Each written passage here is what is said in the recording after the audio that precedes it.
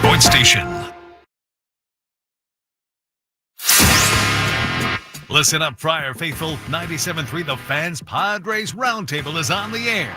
Unbelievable! It's time to discuss everything going on with the Padres. The 97.3 The Fan crew is here for the most in-depth discussion on the Friars in our weekly Padres Roundtable, delivered by San Diego Roundtable Pizza. And now, here's your host, Ben Higgins. We got a game day version of the Padres 97.3 The Fan Roundtable. It is presented by Roundtable Pizza. Commercial free. It really is pizza royalty. We're here for the next hour talking San Diego Padres baseball with your 97.3 The Fan crew. Matt Scraby on the end, farthest from me. Stephen Woods, Paul Reindl, Sam Levitt, our pre- and post-game show host in today. Chris Ello right here next to me. And we're matchy-matchy today, Chris. Looking good. And I'm Ben Higgins. And let's start. Obviously, Padres lose last night, but can go for the series win over the San Francisco Giants this afternoon. I'm going to begin with Fernando Tatis Jr. Did show signs the last couple of days of breaking out of his slump, although we still haven't seen a ton of extra base power. One of the things that we talked about on our show this week is whether Mike Shildt should consider shaking up his lineup and moving Fernando Tatis Jr. out of the leadoff spot. So is it time to do so? Paul Reindl, and if so, how would you reorganize the San Diego Padres lineup? I'm not opposed to the lineup change as of right now. I think we've got enough of a sample size now where it's like, hey, it's time to switch things up. How you switch it up, that's the great debate. Do you go Luis Arraez? I like the idea if you're going to switch anything, because I've been so in favor of Fernando at the leadoff like for years now. I mean, we've seen what he can do, and you go, he's the dream leadoff hitter, but it's just not working right now. It's not to say you couldn't switch it back, but I would probably go Jackson Merrill followed by Tatis in the 2 spot if I was going to make any changes right now. Chris, do you think that Mike Shilt's been a little stubborn and clinging to his lineup over the last month now when the offense has not been producing at anywhere near the levels it was earlier in the season? No, I don't think so. First of all, Jackson Merrill has been struggling almost as bad as Fernando. So I don't know that that's a great idea. I think it's just the tools that he provides. I don't disagree with that for sure. But I mean, my point is I think everybody goes through slumps. This is a bit of a protracted slump for Fernando. I'd agree.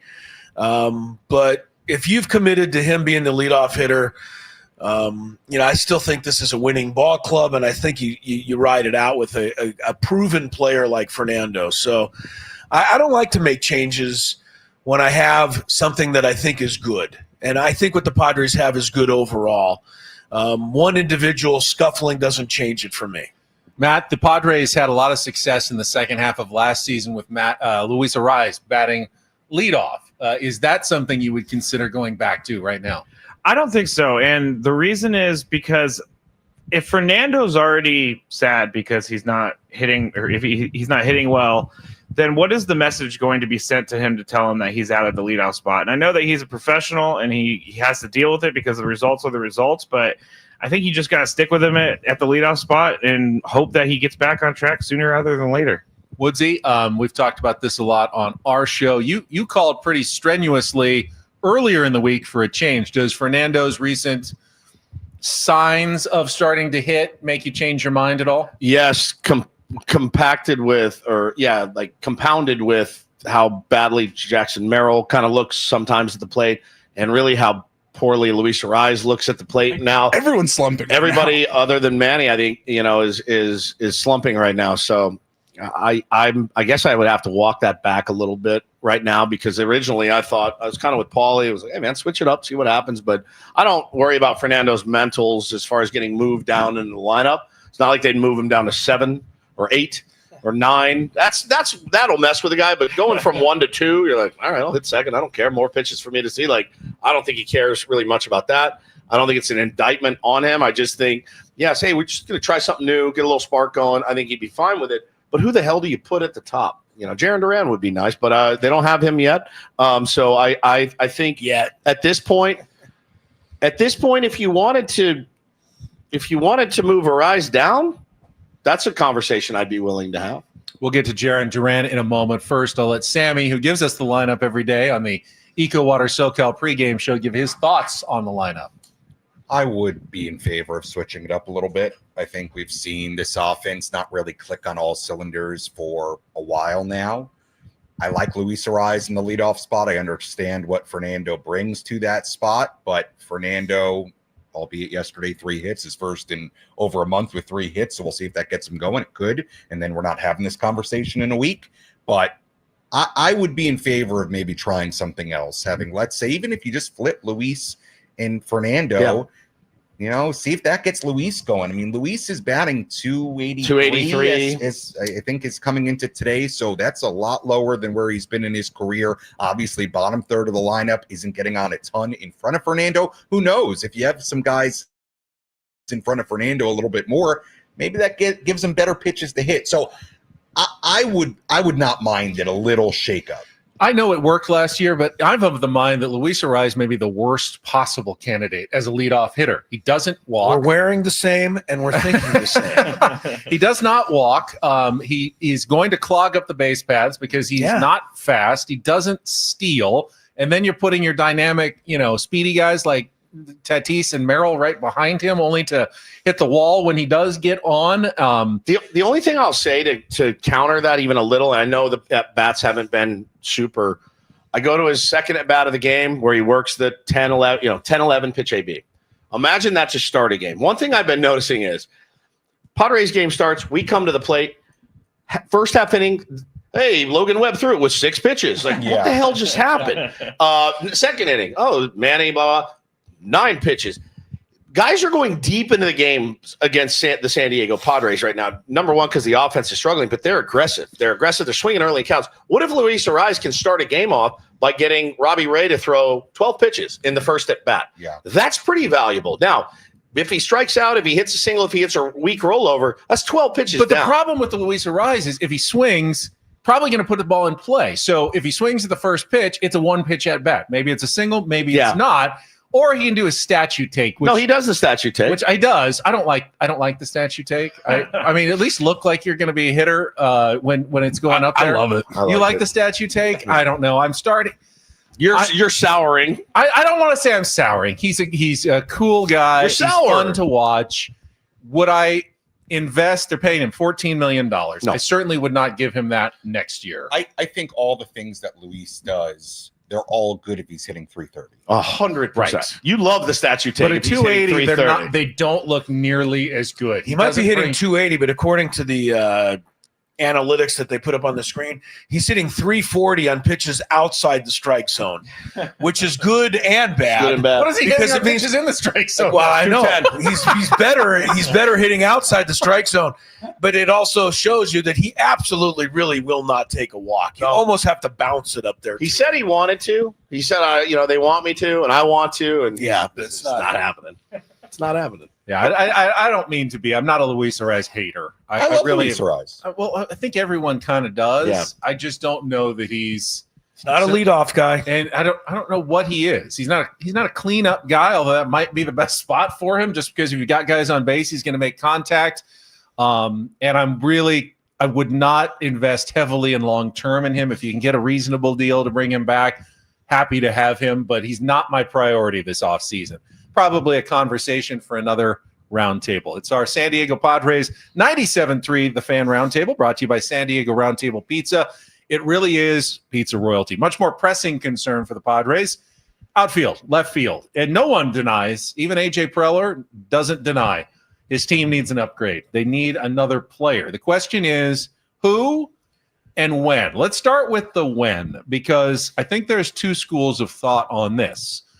Act now, but you're shopping from a very limited range of choices. Not every team is ready to make trades, give up on their season, and deal with the San Diego Padres now. But if you add someone now, that's another maybe almost 2 months that you could have having that left fielder who's going to be an upgrade, because almost no one would not be an upgrade in your employ. Or do you wait until more teams fall out of it? You have better options, maybe a lower price tag because there's more supply on the market that brings down the cost.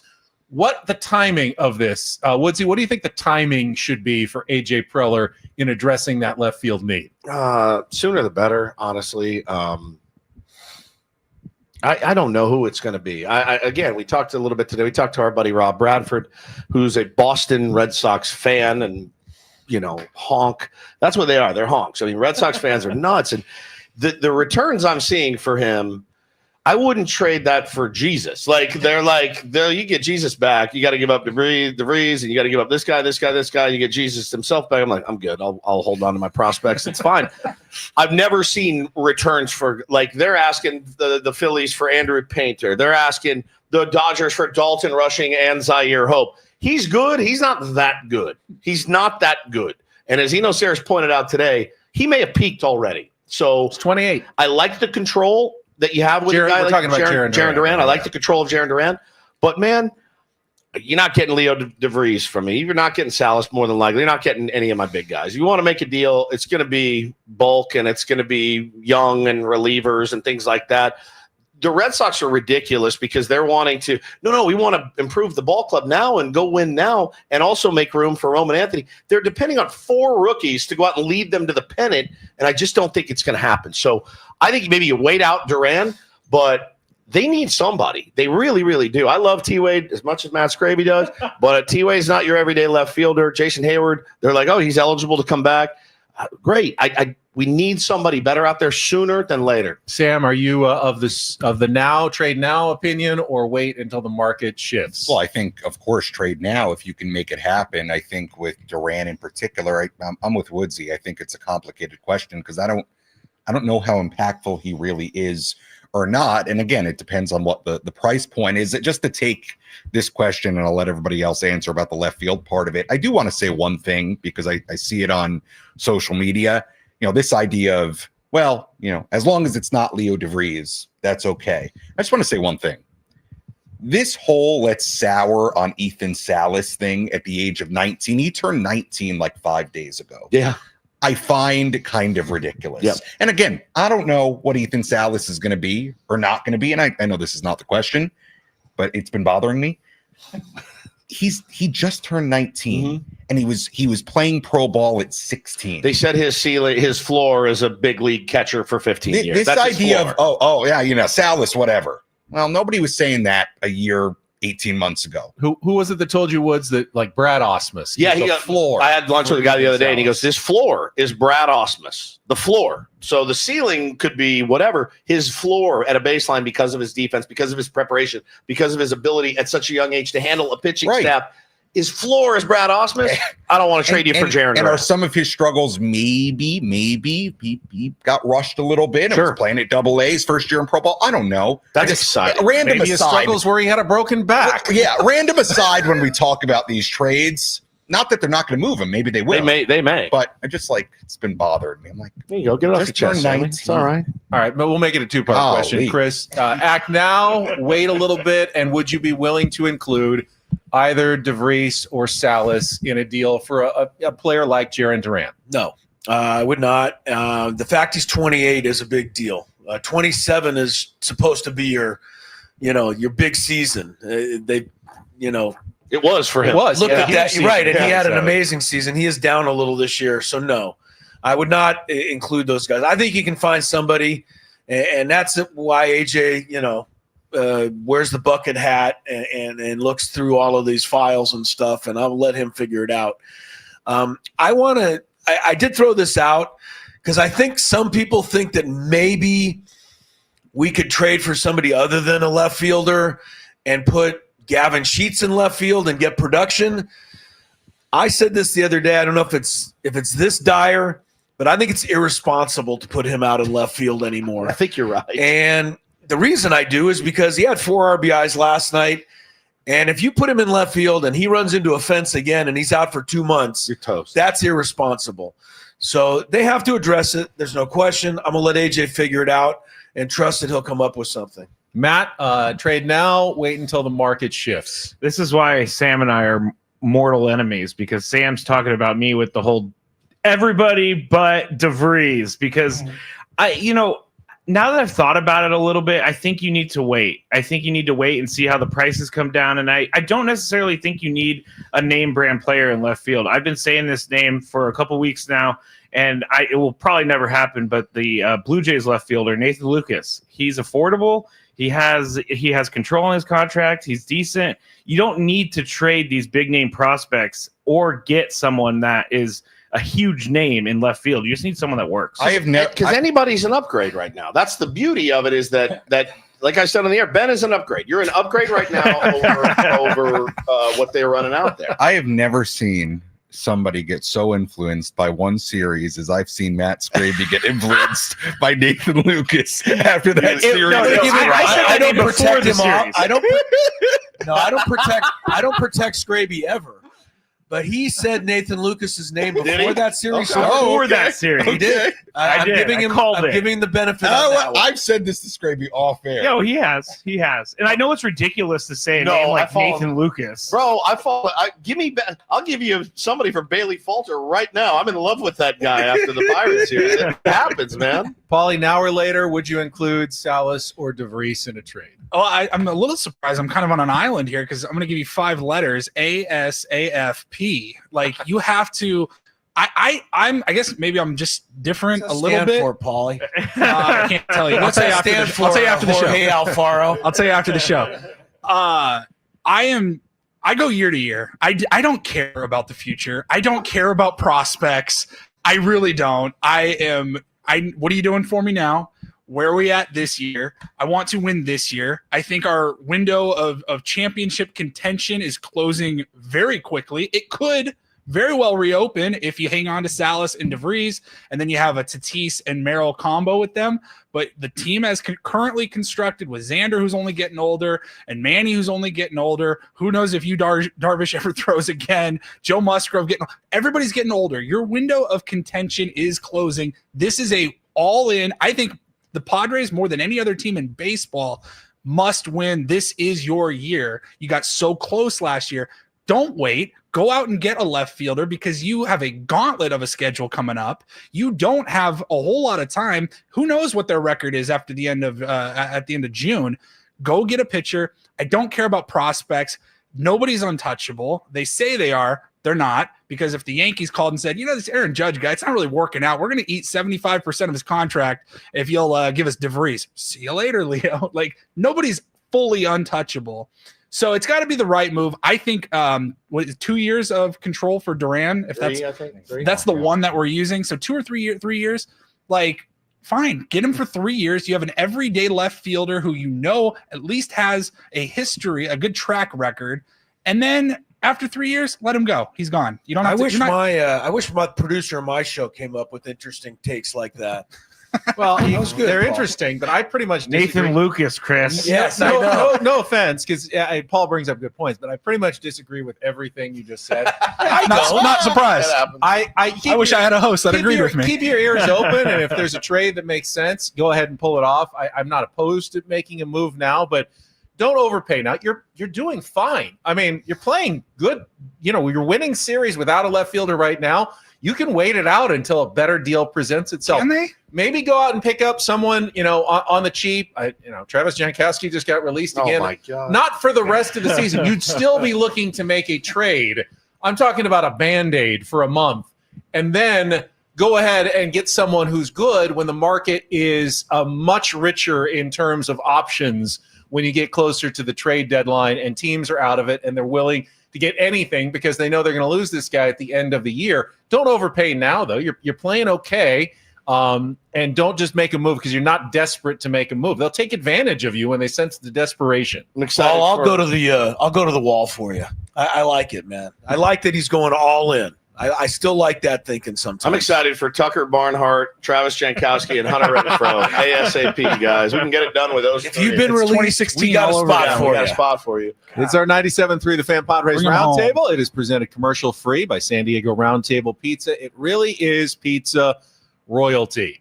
Some concerning news out of the game last night as Xander Bogaerts leaves early with a sore shoulder. Still waiting for more details, but he did say kind of felt like it did last year when he was dealing with the broken shoulder for months. Is the lineup out today? I have not seen a lineup out. He said, yes, it is. Is Xander Bogaerts in the Padres lineup? I'm Xander Bogaerts is not in the lineup. Yeah, it's not surprising. He said he probably needs at least a couple of days to get going again. Shortstop today. So with Xander, and we talked about this a little bit this morning. Actually turned into one of the spicier back and forth that we've had in a while on Ben and Woods.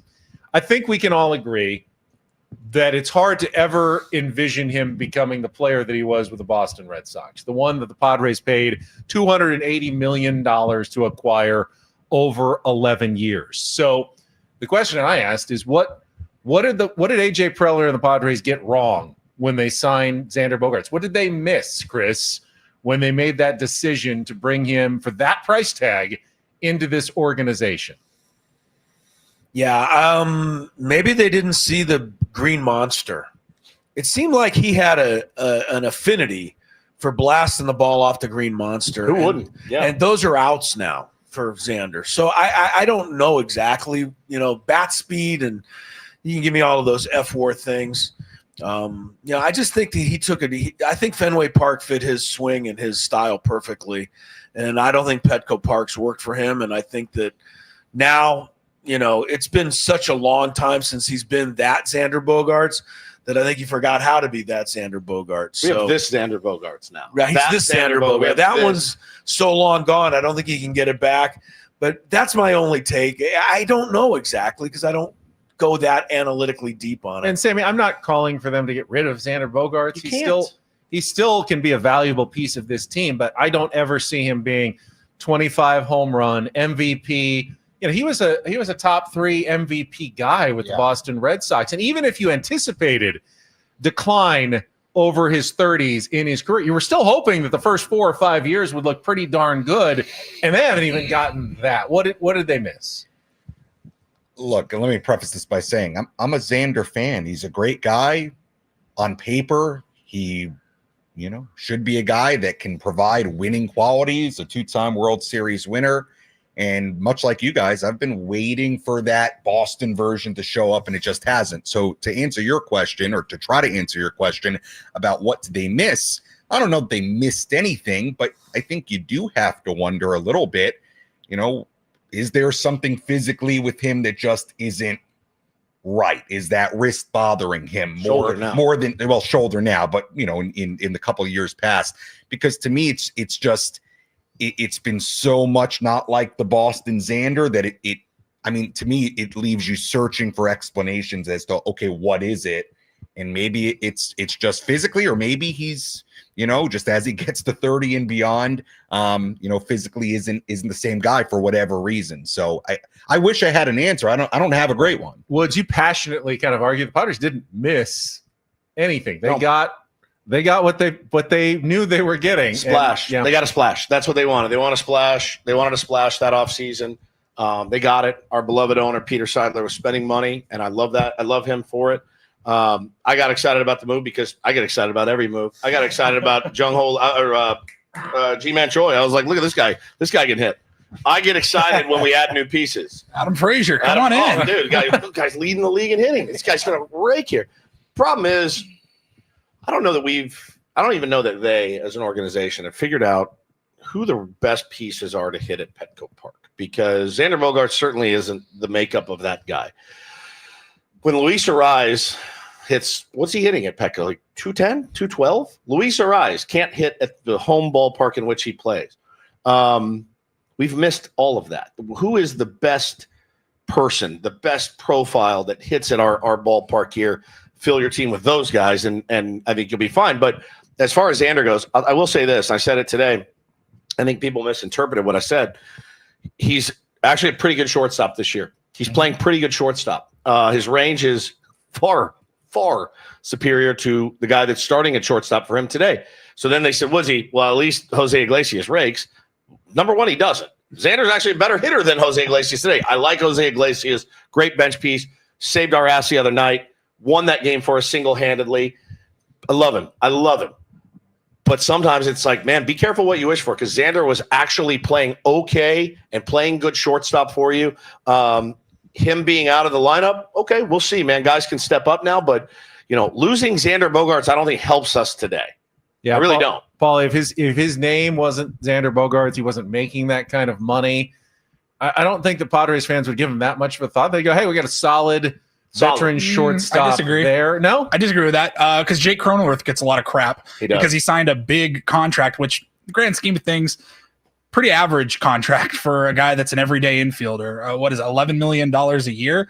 And people are still like, you should never have given Cronenworth that contract. And I don't even disagree with that because I was confused as to why they gave Jake Cronenworth that extension when they did. Kind of felt like he just got rewarded for an NLDS double, which was awesome. Great moment. Not worth $70 million. But I'm just saying, if Xander was making $70 million, he'd absolutely still be getting flack. So I would disagree with that. If he's making Tyler Wade money, he wouldn't. Yeah. That's about right. it. Tyler Wade.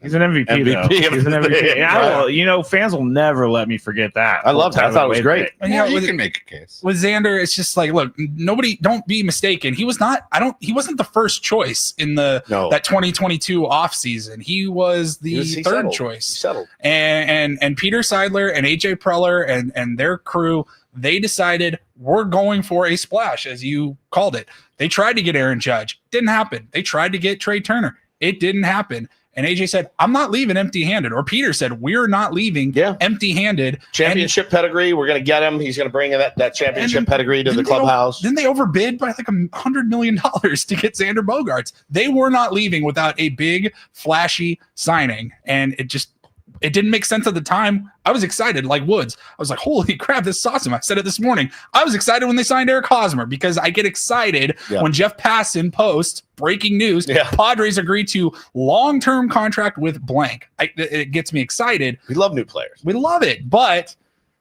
we didn't need it. We're like, another shortstop. Yeah. Okay, this should be interesting. That's what they missed, man. That's what they missed. They missed. And we all knew that at the time, Matt. We all did shows about another shortstop. We're gonna have to move Tatis. Ironically, that may have been the best thing for Fernando Tatis, is get him out of the infield and get him to be a platinum glove outfielder. But I don't think that was their thinking necessarily when they made Xander's best contribution to the Padres, forcing Fernando to right field. I mean, I've defended Xander, and I will defend Xander, but it's been hard to watch this year at the plate. I mean, he has the most infield singles in baseball right now, and that is not a title I think that he wants to have. It's a surprise when he gets the ball in the air. It's a surprise when he gets the ball out of the infield. Into a gap. It's crazy. I don't know maybe he is injured, because we talked to Rob Bradford before the season, and he said he was like thinking the wrist could be an issue for the rest of his career because it's always bothered him. But the Padres, I don't know what they missed, but I told Kurt Kenny yesterday, we're going to have a special one day. And we're going to find out why they signed Xander Bogaerts and why they paid all that money, because it's a mystery. I don't understand it at all. Well, I think it's pretty easy to figure out why they did it, even if they overpaid.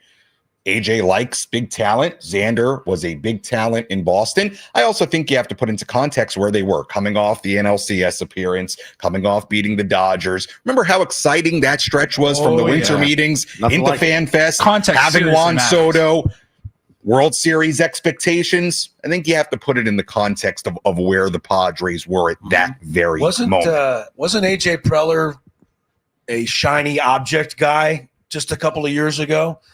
So to me, like, this is a move there's no way he would have made now. Agreed. Because it seems like he's matured a little bit. Agreed. And now he's getting Nick Pavettas and Gavin Sheets. Brilliant. The best two free agents in baseball, or the best values in baseball. And speaking of Nick Pivetta and Gavin Sheets, next topic, All-Star voting is now open at MLB.com. A little early for the discussion, but if they're going to ask fans, I can certainly ask you guys your opinion about the Padres players and their all-star chances. And Sammy, you tweeted about Gavin Sheets and his all-star candidacy. He's having a great first half. Now, he's on the ballot at DH, which is not a great spot to be in the National League right now. When I tweeted that, I didn't even look at where he because of a guy named Shohei Ohtani and a guy named Kyle Schwarber and a guy named Seiya Suzuki and Christian Yelich. And I mean, it's going to be tough to actually make it as a DH in the NL, but there should be some Padres on this all-star team for sure. And the fact that it's based on at least somewhat fan voting. Obviously, the Padres have a lot of big name stars. So look, with Gavin Sheets, is he going to be an all-star? Probably not, but has he been an all-star on this team? Absolutely. I mean, he's got 38 RBIs after yesterday. The ironic thing, and Woodsy, I think you said this a little bit earlier, you tweeted it out, something like that. Every time he has a huge game, the Padres don't win, which is the ironic part of it. But what more could you have wanted from Gavin Sheets? Again, context matters. He walked into spring training on a minor league deal, kind of a cast off from the White Sox, hits a bunch of home runs. If he doesn't go on that home run barrage, who knows if he makes the team? No doubt. Pretty good story, regardless. Woods, you've been the biggest Manny Machado supporter since even before he arrived in San Diego. This should be the year that he starts at third base for the National League. Nolan Arenado is no longer a factor. It really comes down to him or Eugenio Suarez when you look at the numbers. Suarez has 16 homers, 44 runs batted in, but only a 227 average. Manny, much more complete player and having a really good season. I would love to see San Diego and the Padres get all in on a let's vote Manny in as the starting all-star third baseman for the National League push this year. Yeah, you can rest assured I will be voting for him every day as many times as I can. He absolutely deserves it this year. Just, again, play he made last night. I mean, just insane. He's an insane player.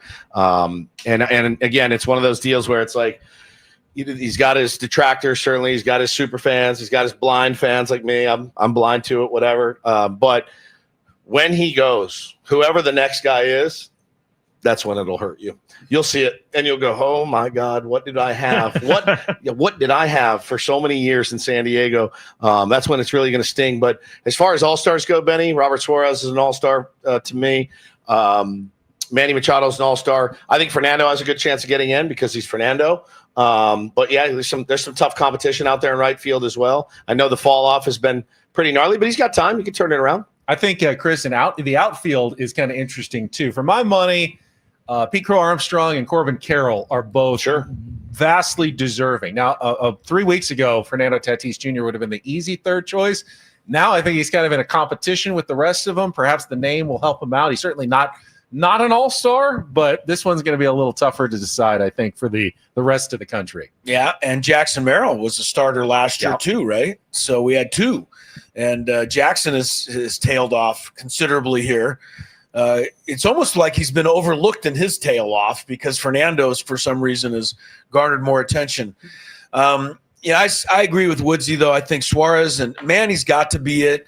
And span of the back, Manny can win every award in the National League as long as they don't give him the Gold Glove. I've decided to change my tact on this. Instead of begging for him to get the deserved Gold Glove, beg that he doesn't. I'm going to say, he's got too many errors this year. Let's take him out of consideration, even though he makes every incredible play. Yeah.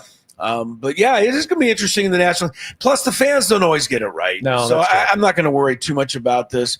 But yes, PCA, Corbin Carroll, what a comeback for him. Mm-hmm. So last year he was in the sophomore slump of all time. Scraby, I am going to be mad if the NL voters, in their wisdom, do send Nolan Arenado back to the All-Star game this year, though. Yeah, really. He's on my fantasy team. Or Max Muncy.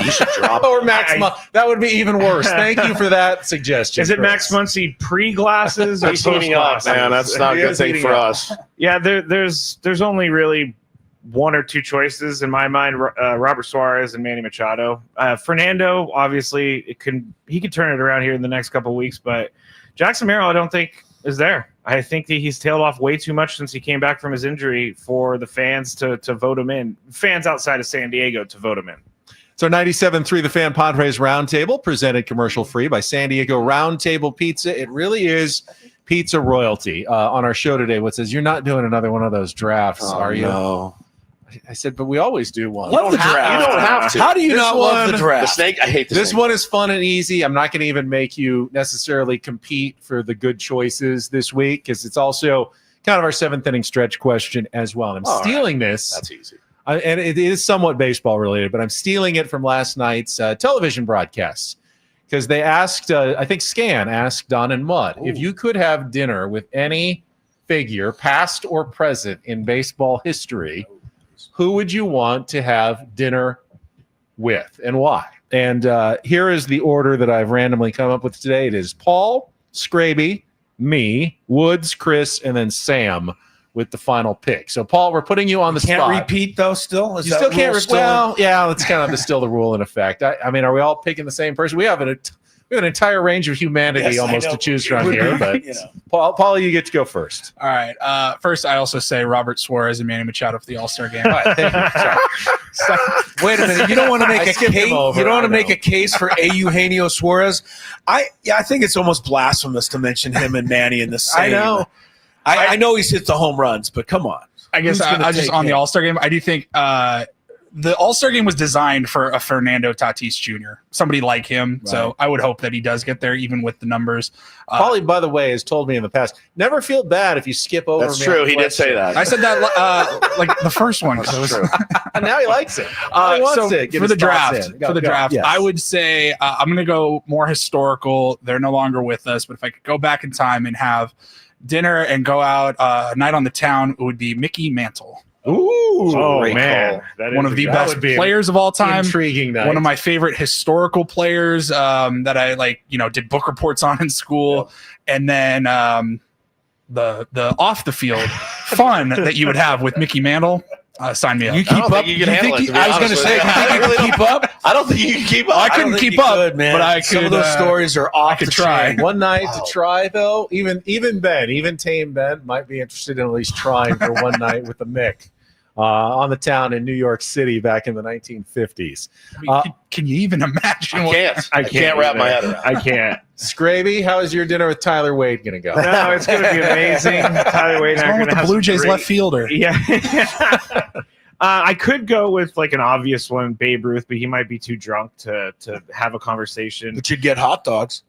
Yes, Joe DiMaggio. I'm going to go with because he was one of those guys who was more famous than anyone in the world at a certain You point. just want to rub elbows with Maryland, Maryland, right? That wouldn't hurt either. Okay. I would be like, yeah, invite her to dinner too. We could all have a conversation. I'll be the third wheel here, but yeah, Joe DiMaggio. All right. I think I want to have a fun dinner. I want to laugh. I want to have a good time. We lost him actually fairly recently. I'd love to have dinner with Bob Uecker and just hear stole mine. stories. Good one. Good one. Just hear mine. stories all night of his days in baseball and probably laugh my head off. I think that would be a really good time. Damn it. Although when I met him in person, he was a little intimidating, actually. Yeah. He came Who to was town- more intimidating, him or Bobby Knight? Oh, Bobby Knight was the most. That's still my intimidating all-time interview favorite I've story. ever- What about Goose Gossage?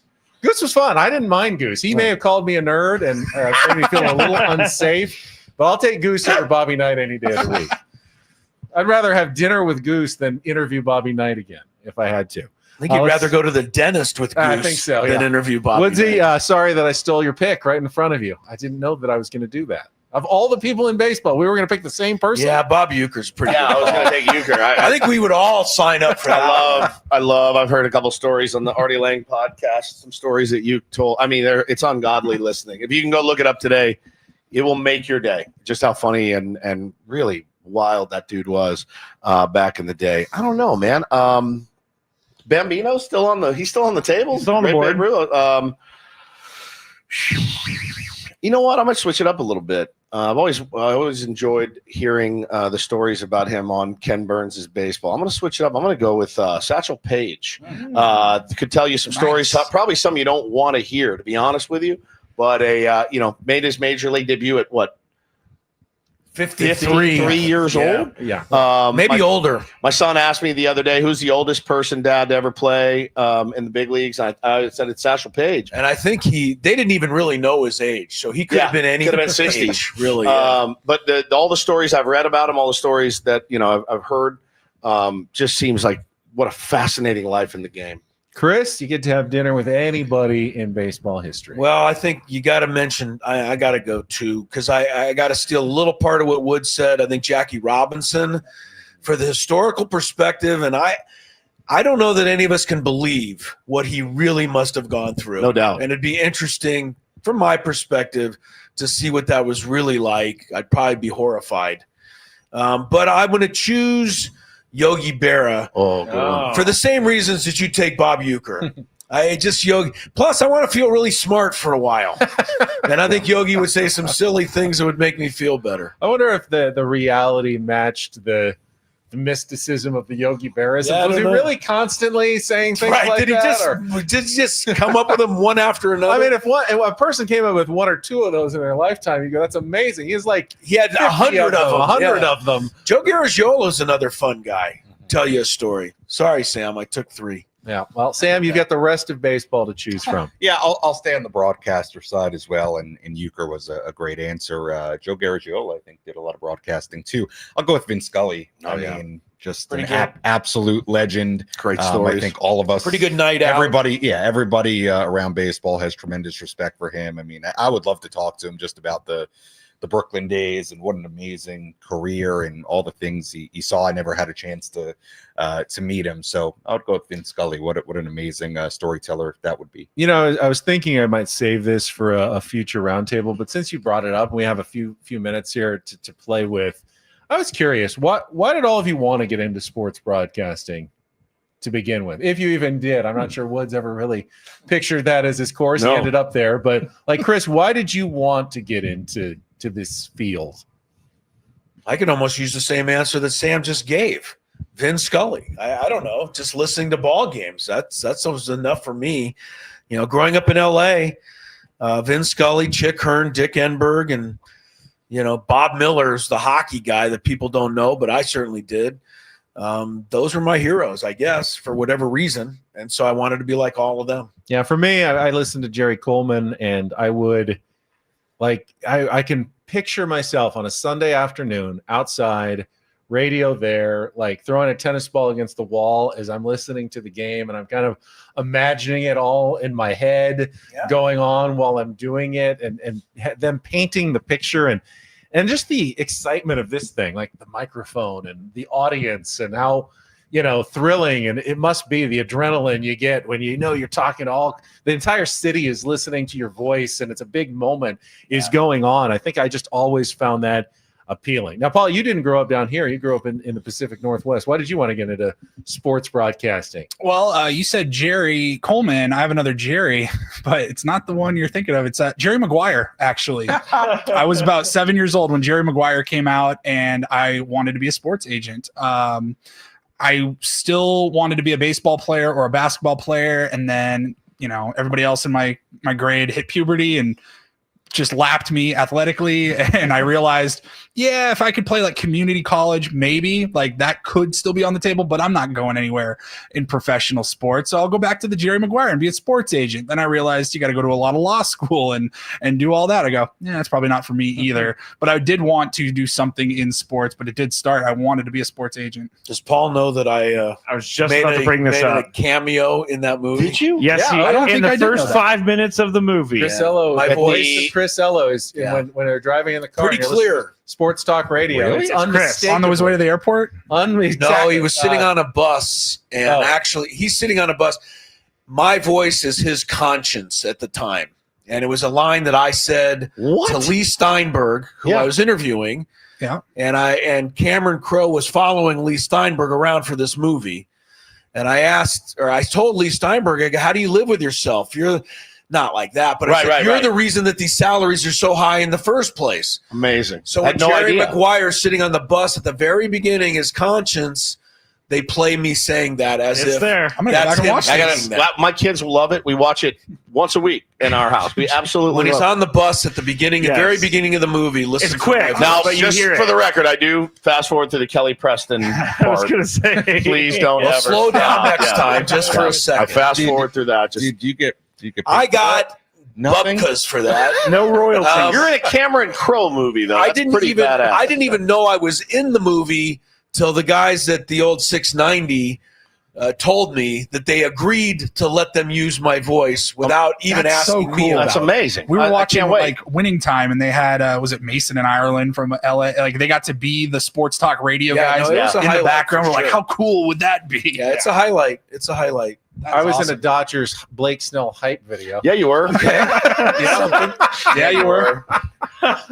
So funny. Matt, why'd you get into this business? I've been a radio nerd forever. I grew up with the radio in my bed, going to bed listening to certain baseball games, John Miller, guys like that.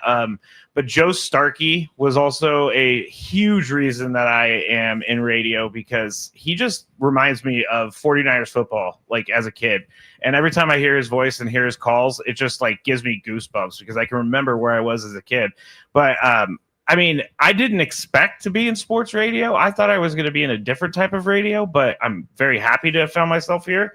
And one of the shows that Woods previously worked on was the reason that I'm in radios, because they made everything seem so fun and so awesome that I had to be a part of that. It's all BS. All of it. You two are more like than I doubt. thought. Woods is kind of a secret radio nerd as well. Oh, not even secret. It's not secret. The reason once I got the opportunity to do this that I wanted to stay in it was because of a guy named Mike Reiner from Dallas. Radio Jesus is what I call him. Got to have lunch with him a couple years ago. And it's my inspiration really every day. The show he put on in Dallas called The Hard Line is sports radio the way I like to do it. We're having a lot of fun, talking about life, talking about other things other than X's and O's and other than, the minutia of the grind of sports.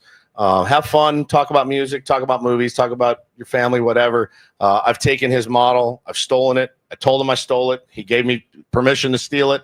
It tickles him to death. He always says, I'm so tickled that you stole my show and put it on in San Diego. I said, I sure did. And he's the reason, that I once I got the opportunity to do sports radio, you remember I pitched you the vision and you thought I was a lunatic. So we had that hasn't changed. that has not changed. That was 2018 when you came over to Sports Talk Radio, and we sent you to the Super Bowl a few months later. Radio Row. The only good part of that trip. Radio Row. And we surprised you. Only when it was here. Yeah. Me and Ben were back here in San Diego. You were the only one there. Yep. And I found Mike Reiner's phone number. Send him over. Texted him. He said, I'm actually feeling under the weather. I'm not doing my show today. I'm in my hotel room. And I told him, I'm like, oh, don't worry about it. And he What's found doesn't care? He's like, oh, wait, this guy's that big of a. I was like, I got to go meet him. Yep. So That's Mike awesome. Reiner went down while you were on the air, and you're like, oh my God, you guys, Mike Reiner just walked by. I'm like, no, he's actually here to talk to you. Yeah, it's crazy, man. The problem with sending Woods to Radio Row, though, is that You don't have to tell this story. Yeah, you again. do. That every guest that come by, of course, was pitching something. Right. And he thought that had to be the entire topic of the interview. And I told him, Woods, at the end, one question at the end about the product they're pitching, but he'd lead Tell with me it about and your CBD water. follow up about it. And another question, I'm going, ask him about football or something, not about CBD water the entire Beef time. jerky. So, Merrill Lodge, tell me why concussions aren't real. Okay. Tell me again why CT isn't a thing. I remember going to Radio It's a Row. nightmare. Tony Gonzalez wouldn't start the interview until we mentioned Mexico avocado. That's it, buddy. I hate He it. would not start until we got the sponsor mention out Never of the again. way. Never again will I go. Mexico. All right, Sam, you kind of inspired this discussion, so you wrap it up. Why'd you get into sports broadcasting? Well, I think subconsciously it was always there for me. I grew up listening to WFAN and Z100 in New York. I can remember listening to Steve Summers late at night on my clock radio in my Legend. room when I was a kid. Legendary. Yeah, so it was always there. Now, I went to college. I was pre-med when I got to Northwestern. What? Yeah. I did not know this. Pre-med Dr. Levitt. was not in the school of journalism, and got involved with the student radio station, and I think like many of us caught the buzz. I can remember vividly the first time I was on the radio, the first talk show I did called The Sports Voice on WNUR. I need the audio. And I Yeah. actually, on my Instagram, I put up something from the TV station. I saw it. Yeah, Incredible. it's pretty bad. But had that buzzed feeling coming out of the studio, and I was awful, obviously. But yeah, I got that feeling, and that feeling never left. We just saw your lovely mother a few days ago. Yes. How did you break the news to her that you were leaving pre-med to go into sports? You know what? They were, I think, a little concerned. There goes my golden years. They were concerned but supportive. Concerned but supportive That's how you do it as a parent. Is how I put my parents' reaction that I wanted to go into the school in journalism after my freshman year. What was your specialty you were thinking of? Or just Well, I don't know. I didn't really get that far. Now, it wasn't EMT in high school, riding ambulances. Yeah. Wow. Worked at City Field for a couple of summers on the medical You staff. are a Yeah. mystery. Yeah. I Learned got some so much. stories. All right, last few minutes of our roundtable brought to you by San Diego Roundtable Pizza. It really is pizza royalty. Before our next roundtable, seems kind of crazy.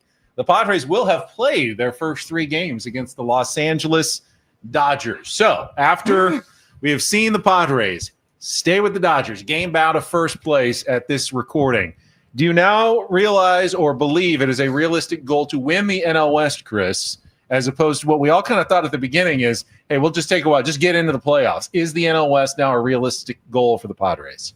I think so. But I thought so all season. I also think that the Dodgers are really hurting as well, and I think that that's opened up the window of opportunity. The Padres being 10 games over 500 is good, but I expected the Dodgers by now to at least be 20 games over 500.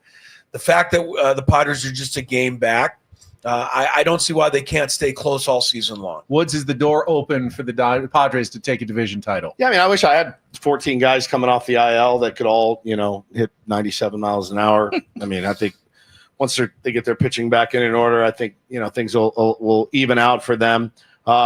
We can't win the division if our offense keeps playing like this. There's no chance. Zero. None.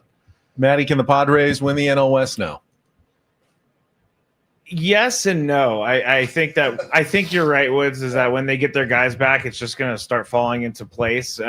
Put them in the playoffs, totally different thing. Sure. But it's kind of exciting to see the Padres this close to the top of the division this late in the year. Well, why is it that when we talk about the Padres, it's always if Yu Darvish comes back and if Michael King is okay? But with the Dodgers, of course, it's when their guys come back, and inevitably they're going to be just as good as they were before. It's not just like it's not guaranteed for the Padres. Because they have so many. Because it's a numbers game. They will fill out a rotation. The Padres, though, and I think this is true, the Padres have gotten much better work out of the guys that they have asked to come up. No Kolek, Bogaerts, Randy Vasquez, than the Dodgers have gotten out of the guys that they're asking to come up, the Landon Knacks and other pitchers that they are hoping to get them through to the finish line. And that is an advantage that the Padres have had over the LA Dodgers this year. Yeah, so far though. I mean, and again, I know for a fact they're load managing. They're load managing. Glasnow's fine. Glasnow could pitch today. Blake Snell could pitch tonight. No question about it. They're saving these guys for when they feel it matters most, and that is late August, September, October. They know, looking at their lineup, we're good. They know, looking at their bullpen, the guys they've got coming back in their pen are really nasty. They're signing everyone. They just signed Urania. They signed another pitcher, Alexis Diaz. traded for Alexis Diaz. Like, they're throwing stuff at the wall right now. They're gonna be good. Their pitching is gonna come back and it's gonna be nasty. But yeah, like those guys could throw tonight. Make no mistake about it. Paulie, can the Padres realistically win the NL West? They have a non-zero chance, but I still think I agree with what everyone pretty much saying. Like, the Dodgers are gonna figure it out. I'm staying with the just get in to the dance, because like Scraby said, you get in the playoffs, man. We know firsthand anything can happen. I just think there's just still too much talent in that organization for anybody to even hang with them much longer. And then especially over the course of the rest of the season, I think they're going to probably still run away with it. Sammy? Yeah, of course. I mean, they're a game out. I think obviously the Dodgers, this is probably their floor with what they're doing right now because of all the injuries.